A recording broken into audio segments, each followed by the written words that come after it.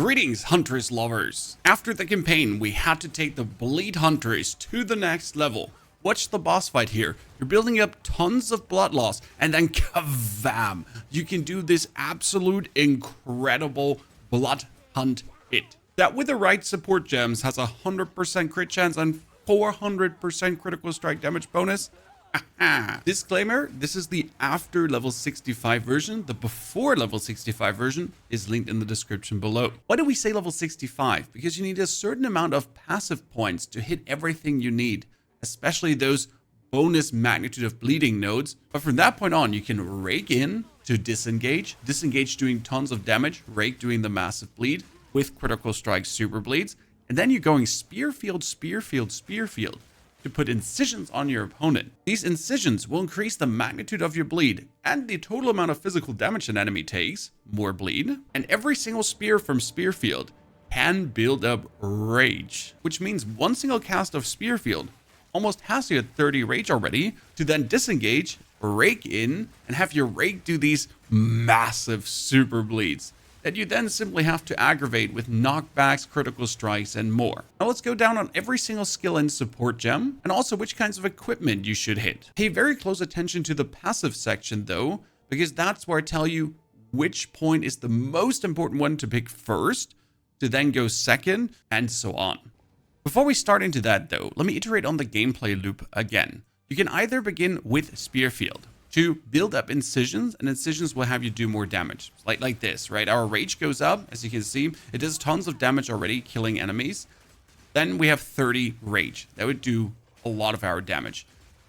After going for Spearfield, you would follow up with the rake to then disengage straight away to build up distance. Because with the build up distance, break the energy shield here, rake in, rake out, dead. With the build up distance, you get more damage on the rake because rake gets 100% more damage if you cast it from a distance. We can rake in, Spearfield, rake in, and then everything pretty much bleeds out and dies. Spearfield, rake in, disengage, rake, disengage, Spearfield, rake, disengage. If something is sturdy, if an elite survives, but he has already a lot of blood loss built up due to you going in and out, you can always go for your blood hunt. Boom, to explode bonus. On top, if the elite is really standing out, you can put your mark on. Because with the mark, if he then gets heavily stunned, he does another bleed explosion. And due to you causing a lot of blood loss, the bleed explosion really goes off. Okay? Now, don't worry, we'll have a boss fight demonstration at the end too, where we kind of go down like how your boss fight rotation looks like. Off to the support gems. And keep in mind, this is work in progress, so if you have any comments, if you have any suggestions, feel free to share them, please. First skill would be the rake, and you want to increase its physical damage as much as possible for that super bleed. For this, we do heavy swings. Minus attack speed doesn't matter at all because you're not spamming rake. Then we get brutality for another 25% bonus damage, and it doesn't matter that the supported skill deals no elemental damage, because we're simply only want that physical. Physical is the only thing that does the bleed. And then we get deep cuts for the 75% more magnitude of bleeding. We do less damage, but that 75% more, boy, is crazy. Lastly, we get the magnified effect right now. This extends the swing of the rake a lot. This would be with magnified effect. You can see you would hit everyone, even the second row opponents.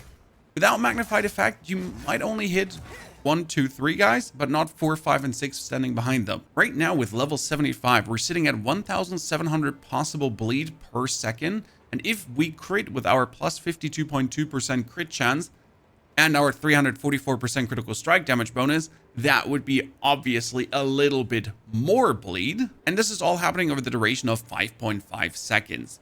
This aggravated is truly chunking down the enemies. Now, in order to get our bleed even stronger, we're using Spearfield. Spearfield itself does not do much damage, but with a rage gem, every explosion of the Spearfield put down gives you that 3 rage. Cast at a bunch of enemies, instantly 30 rage. 30 rage will be 30% more attack damage. And that's 30% more damage on your rake. Now, that's not the only use of Spearfield though, because we also use Spearfield to cause incision on the enemy. 20% chance for attacks to apply incision, and another 20% chance for attacks to apply incision. Incision itself has the enemy be more likely to get bled. We don't need that, But if the enemy has incision on it, the magnitude of bleed is higher for our rate. In order to have as many incisions as possible, we have rearm going on. That means the hazards is the spears from the Spearfield, have a 25% chance to get rearmed after triggering. So they hit, and then they just are there again to hit again. And our Spearfield is pinning. If it pins them to the ground, they get light stunned. Also, they cannot evade. My chance to hit is higher, and I have a bigger critical strike chance because my ascendancy. Now, to finish off the triple threat, we have disengage. Combo would still look following. You do spears into rake into disengage. Spears into rake into disengage. Or spears, spears, rake, disengage. Spears, spears, rake, disengage. That's pretty much what you're doing. We're skilling Shocking Leap. If my disengage crits, it leaves behind Shocking Ground. Shocking Ground increases bleed damage and the initial hit damage to have even more bleed happening.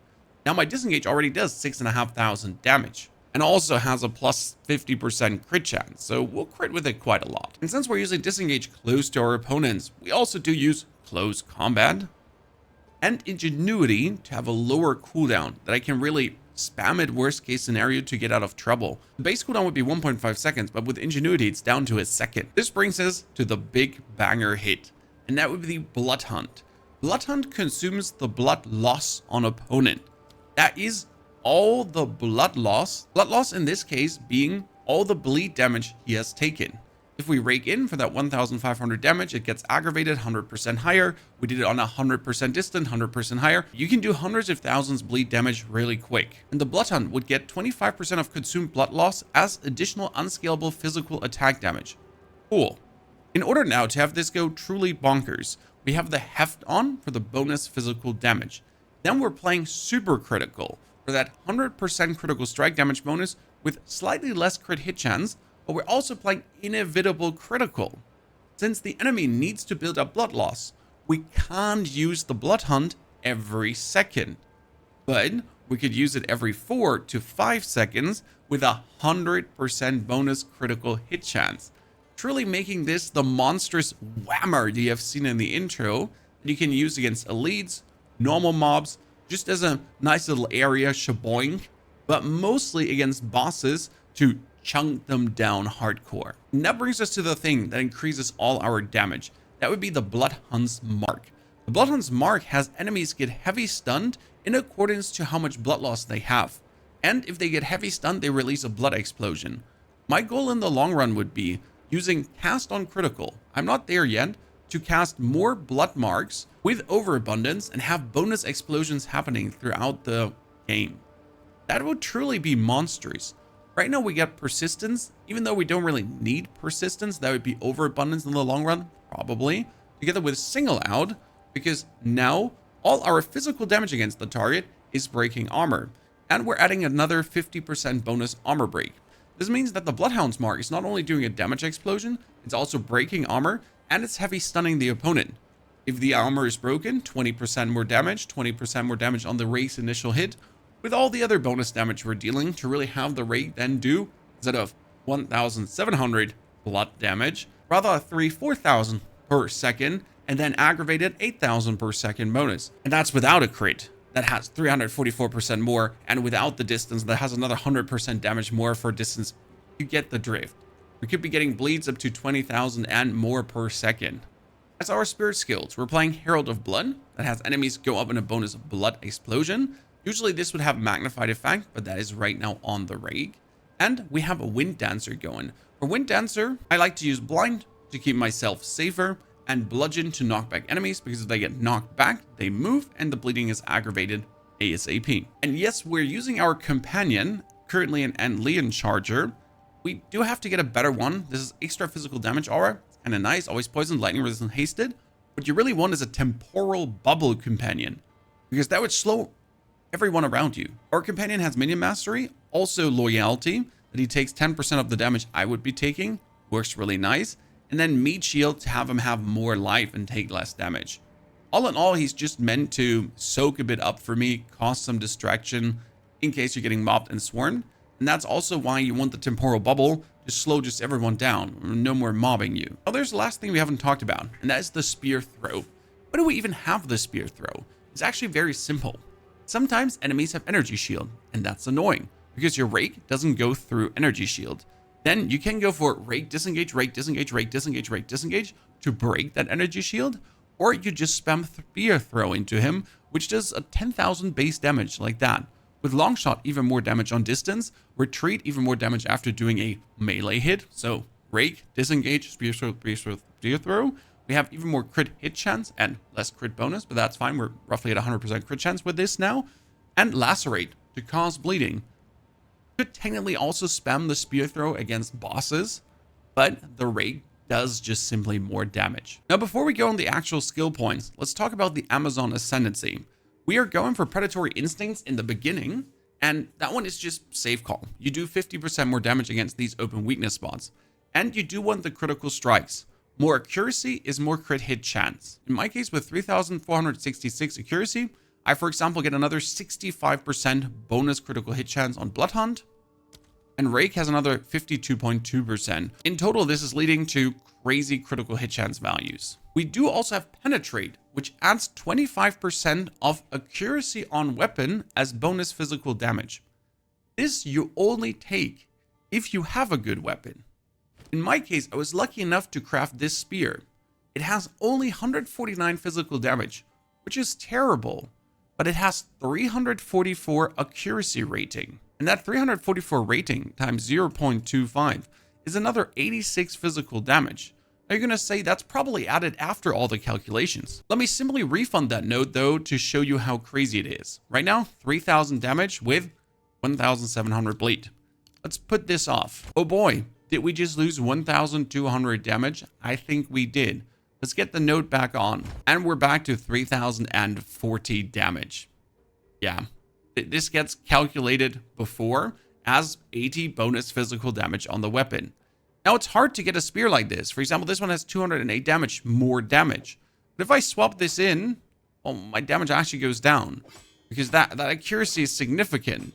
So in order to really beat this spear right now, I need something with almost 300 damage and hopefully tons of AC rating.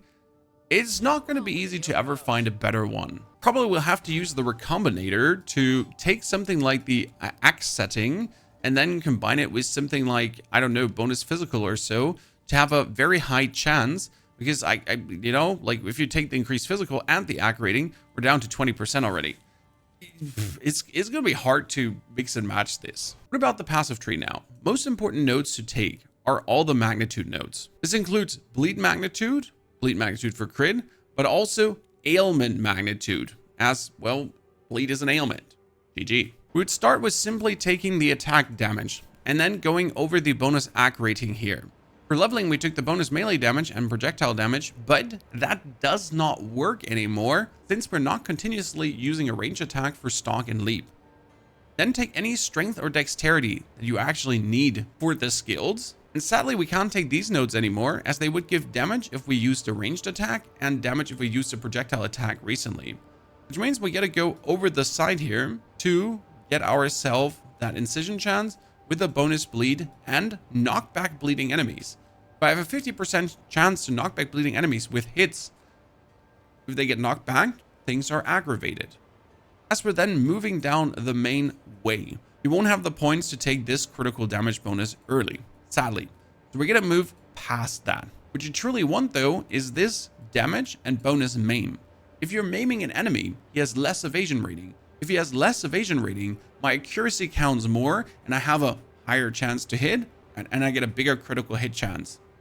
All going kind of hand in hand. You also desperately want to take the node to the north because this one gives you bonus melee damage, cool, but more melee strike range. Melee strike range on the rake has you travel a bigger distance. So you can get that plus 100% damage bonus. This brings us further downwards into the spear area. More damage, and also AC rating into critical hit bonuses and chances. Way too good, including this node here as well. That's AC rating and damage, AC rating and damage, AC rating and crit chance, and AC rating and crit chance. This in total boosts your crit chance alone by 20 to 30% with a kind of attack speed the attack speed is not so important as we're not really spamming attacks apart from Spearfield. Then we get more magnitude of bleeding with the incision, and also 2% more damage per incision on the enemy, maximum of 20. This has us travel over to the left side. Again, we need the most bleeding possible because bleed is love. You need that bleed. You're going to go critical hits, do also bleed, and critical hits have a chance to aggravate bleeding. Super good. Then you want to go here to the left, the bottom next to the jewel, because that will give you another 20% more bleeding magnitude. This is like huge already. Now the issue is that we need the more magnitude to heal, but we also need to boost our critical. And for that, we would now be moving over to the side because you want to have this absolute banger critical node that gives you so much critical strike damage bonus and chance. For defense, we can just simply travel over here into the enhanced reflexes. Now I'll tell you this, if you're lacking the points to take the enhanced reflexes, now a very important thing is, the critical bleed nodes are not worth it if you can't reach the critical cluster up here. So these pretty much go hand in hand. You might notice how we don't have much defense going on, and this is pretty much our only defense right now. That's sadly the way it is, because we don't have points to spare. Make sure to really get your evasion rating gear upwards and onwards. Now with the next points, we're going to increase the magnitude of the bleeding again, and bonus damage against enemies affected by ailments. And then we can also boost the critical strike damage bonus. And this is right now where we're pretty much at in the game with level 75. Next 10 levels, next 10 points can be used for more critical strike damage bonuses. For example, here, as we have enemies that have exited your presence recently, that's why we're retreating. They exit our presence. Or you would travel over to the left side in the warrior board to get even more magnitude of bleeding. Issue with this is it would cost 1, 2, 3, 4, 5, 6, 7, 8, 9, 10, 11 points alone to get over to this side. I guess rather activate the bloodletting over the infusion on your amulet might come in more handy, that we can then focus on this side to maybe squeeze out some more evasion. Or, and this one is quite crazy, you could get another 20%, 20%, 20%, and 20% more damage, 80% total, with this node, Inspiring Ally. Increases and reduction to companion damage also apply to you. Now, you have this 80% bonus damage with Spirit Reservation down, and on top, you get even more of this with another 20% bonus damage, another 20% bonus damage. Yeah, there is quite some awesome stuff that your companion can give you. I think that's where I'm going to invest my next points into. Now, talking about gear in general, Amazon survival, you need tons of life. I have 1,500 and it doesn't feel enough. Like my chest needs more maximum life. My gloves don't have maximum life. I need maximum life on every single piece, at least 2,000, if not more, to really feel good. Right now, we're sending maximum evasion. I might be able to go evasion armor mix. I don't really think that would help, so rather maximum evasion sending at the given point. What you really want to have is rings with a lot of physical damage. So this elemental damage here is completely useless. Sure, it has your disengage and your spear throw do more damage, but for your actual bleeding, the only thing you want to have is this 9 to 20 physical damage to attacks. And any like that is absolutely what you want. We do also have a spirit amulet that I'm able to afford the spirit for the companion. Spirit chest would do the same. For your weapon, maximum physical damage and AC rating. The bonus elemental damage is not needed. Critical strike damage bonuses would be nice. The same as you kind of want evasion rating or AC rating on your amulet's rings etc. Because getting more AC rating is always more critical hit chance. Kind of nice because usually an AC rating stat of 300 on your amulet is a waste or on your ring. But getting this with this ascendancy, it's kind of like, wow, thank you. This is so good. Gloves are the same. Melee skills and or physical damage is absolutely wanted. And we're still using the buckler over the 25% bonus attack speed node as, well, the buckler is an absolute resistance given monster. That just scales everything up quite nicely. And the 25% bonus attack speed wouldn't do anything for our playstyle. Ladies and gentlemen, now to a boss fight breakdown to give you a feeling for what to do. You want to Spearfield to get the incisions up, because more incisions will make for a bigger rake. If the enemy gets close to you, disengage away from him and then rake in. Then disengage straight away awake again to Spearfield, Spearfield, Spearfield for more incisions to then rake. At the beginning, you also want to put on the mark, because the mark heavily stuns and breaks the armor. Whenever the mark expires, put it back on again. as you truly want to keep that armor nicely broken. If you see the enemy has built up quite some blood loss every 5-6 seconds, you want to go for your blood hunt. Because the blood hunt, again, with inevitable critical, gets the higher critical strike chance, so then go for really these banger hits. And that's how the chunk gets together. If you fight a boss that's really annoying, does really annoying attacks, don't forget you have your spear throw. If you don't want to rake into melee range, because he does a stupid attack right now, just throw your spear. It can cause bleeding too. Not as much as your rake does, still a substantial amount. That being said, rake always your favorite one. Disengage, rake, disengage, Spearfield, Spearfield. We've talked about it in the gameplay loop section, and you'll get bosses down like there's no tomorrow. Especially when you hit these critical strike rakes, you suddenly see the boss go like brrrr. The Spearfield in between is also there to critical strike, because your critical strikes have a chance to aggravate bleeding. Exiles, I hope you enjoyed this presentation. Work in progress, not as flashy as the other classes, but in the new reality that is Path of Exile in hard, it's quite fun and working nicely, and I do love the bleed fantasy. We did also try out hemocrystals, but hemocrystals were terrible. Even with fully boosted 8-second, 9-second long bleed, they weren't it. I hope they buff these. The hemocrystals need a higher damage percentage to be useful, then we can finally use them. Now go out there and enjoy the endgame. Take care.